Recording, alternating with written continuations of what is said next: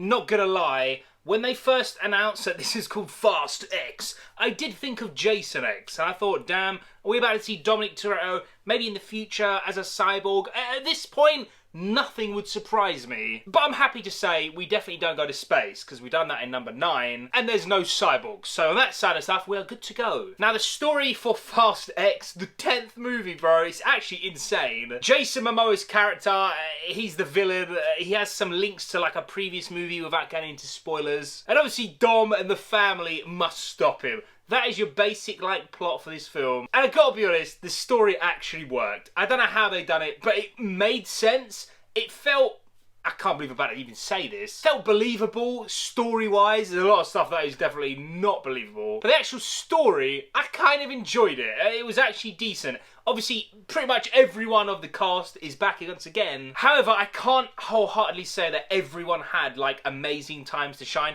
There is a lot of people in this movie, and it is a long movie, and it still doesn't have, like, enough time to dedicate so much stuff. So if your favourite character is someone else, you might be happy or you might be a little bit sad that maybe they didn't get so much screen time, but I did notice it, man. It was very obvious. However, the two standouts for this movie, first of all, John Cena, my man, as Jacob, Dominic's brother. That was the one thing that annoyed me in the last movie so much. It was forced. It felt like just garbage, bruv. It just did not work. But suddenly they like basically rewrote him to be more like John Cena, more like Peacemaker kind of thing. And it works so well. The minute he comes on screen, I was loving it, mate. John Cena's Jacob, Dom's younger brother. Can't believe I'm saying it. He was actually pretty good. But the standout, by far, bro, he made this movie what it was. Jason Momoa. He's the villain, and his name's Dante. His name is Dante. He was unbelievably good as this, like,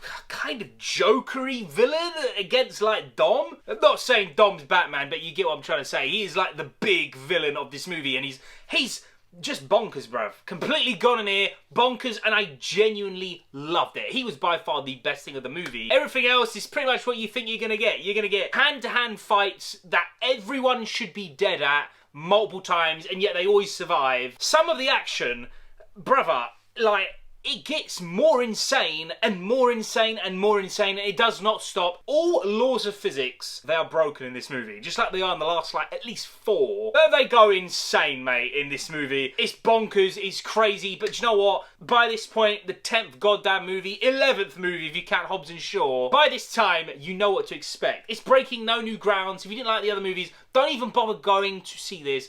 It does nothing that's going to win you over. But if you're down to see the family, Jason Momoa is this amazing villain, just unbelievably over-the-top action, you're probably going to like it. In fact, if you like this franchise, definitely go and see this movie. I am actually, at the time of this recording, tomorrow, I'm going to re-rank all 11 movies. I'm just throwing it out there. It was better than 8, and it was definitely better than 9. Obviously, there's the same old bad stuff, man. Some of the action is so unbelievable, you're kind of like, come on, bruv, just allow it. And it's got the same thing that I really don't like. The characters, they are literally the Terminator. They will not die for anything. They're fully indestructible. It's a mega cheese fest as well. Like, at least I give it credit. The producers, directors, everyone behind this movie, they know what this movie is, and they just lean into it. Full respect. It's not for me. It's way too cheesy, and it is way too long, boy. I think it's like 2 hours and 20 minutes. It's a thick boy. And the big one is the actual ending. I don't know if I enjoyed it. It kind of just, wham, ends. And I can't say it without going into spoilers.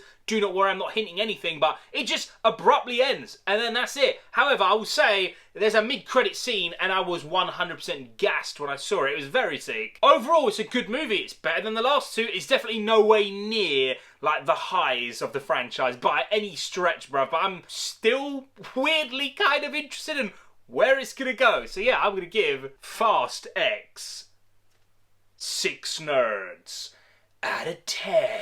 If you're new to the channel, man, 5 out of 10 is dead average. Didn't love it, didn't hate it, and I'll probably never watch it again. This was it's kind of good in a weird bad way. I don't know, man. Again, I like it better than the last two, but yeah. If you've seen it, guys, let me know down below. Tomorrow I'll be re-ranking all 11 movies, obviously with Hobbs and Shaw. Thank you so much for watching, guys. I love and appreciate you all. Take care. Peace.